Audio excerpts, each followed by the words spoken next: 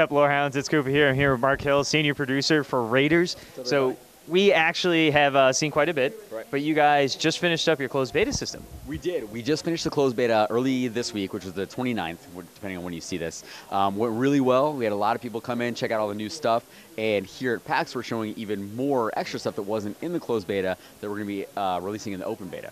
So you guys did do a lot of changes based on the feedback from the closed beta? Vast majority of changes come from feedback. We're living in the forums during the closed beta. We send out surveys, and we look at a lot of what we call back-end data too. You know, things, are players progressing at a normal pace? Are they as strong as they can be when they get to certain parts? You know, which enemies are killing them too much, which ones not enough? So we take all of that into account, and then all of that feedback goes into, you know, making a hopefully very polished open beta.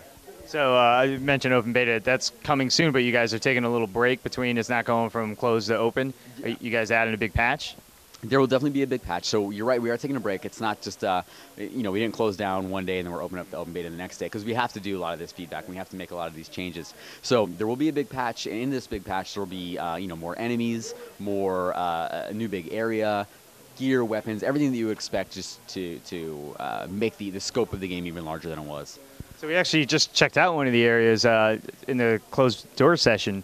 Where were we fighting? I mean, there's this big wall, and there's some monsters on both sides, and there are catapults flinging things over. Yes, definitely. So the area is called the Grand Wall of Silence, right? And it's like it's the last area in the open beta. It was not available in the closed beta. So you're questing through, and you're going there to defend the Grand Wall of Silence against these evil monsters that are coming over, because this thing called the Prime Stone landed on the other side of the wall, and the wall was built to keep all these evil things that was creating out of it. And now you're there to try and fix it, to make everything right, you know? So we also saw a little bit more on the transformation system that you guys have teased in the past. So basically, we're going to be able to turn into certain monsters in the world. Absolutely. So you're totally right. There are these transformation stones that you can acquire through questing, just through looting in the game, and they'll allow you to actually change yourself into certain enemies or certain creatures in the world, and you'll take on the attributes of them. So you might be like one of the Bon tribe guys, and you'll have his little weapon. You'll beat him, and you'll be running around, and you'll be able to attack with his weapon, have all his attacks for a short amount of time. They last 15 minutes, so it's not like, you know, they're only lasting 30 seconds or a minute. You get a good amount of time with them. It's not it, though. There's like, you can be, I don't want to ruin anything, but you'll probably see in this video, my favorite one is the bunny. The bunny with the dance. I definitely see the bunny with the dance. Yeah, definitely. It's really cool. So some of them have more purpose as far as attacking and things like that. Some of them are just kind of hang out and be cool. So definitely something we'll be looking forward to in the open beta. You get to be your own non-combat pet. Yeah, totally. It'd be cool if you could become the pet of someone else for a little while. Like, that's what you transform into. New feature right there. Yeah, totally. So is there, you mentioned some of these are more, you know, fun than actual functionality. Is there a reason for the transformation system, like in the quest, in the lore of the game?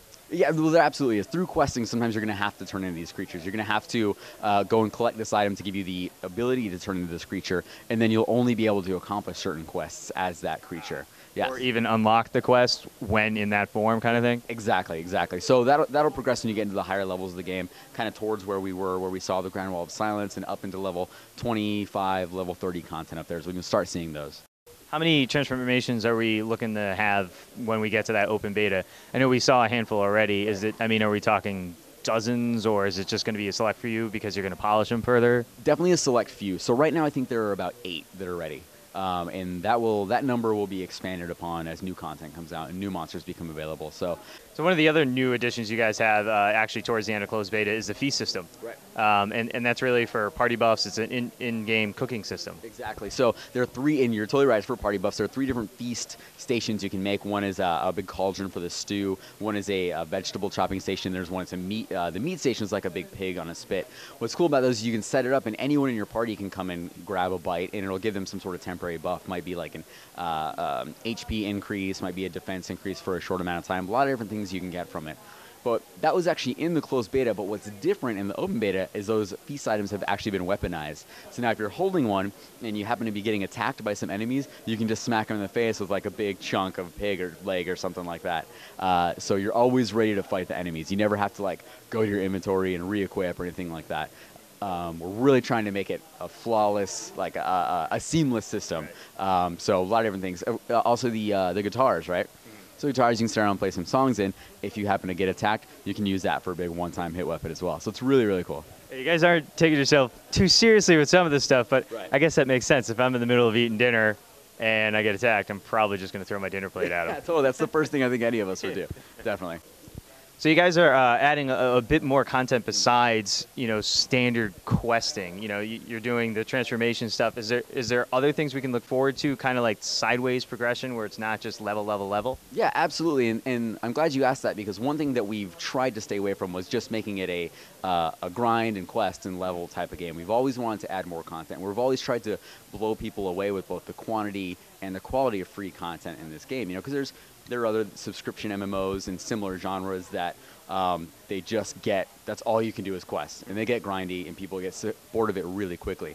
So we've added a lot of content, a lot of things that we've talked about that we saw in there, like the transformations, the fee system, there's full guilds, there's auction houses, and even more content that's going to be coming out soon. So we really want to, as you said, like the sideways level content, not just straight up like getting to the max level and then grinding for good gear. We want to engage people on lots of different levels of the game and give them a lot to do, essentially. So thanks so much. I mean, RaiderZ getting better every time. You keep adding more to it.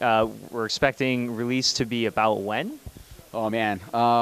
We just finished the closed beta, and it's hard to tell exactly how long it'll be. It'll definitely be 2012. Not too long from now, so you won't have to wait too long. But once we know the scope of work that we have to accomplish, we'll be announcing a date, and you and the Lorehound crew will be the first to know. Stay tuned, guys. RaiderZ coming at us. Thanks, everybody. Thanks.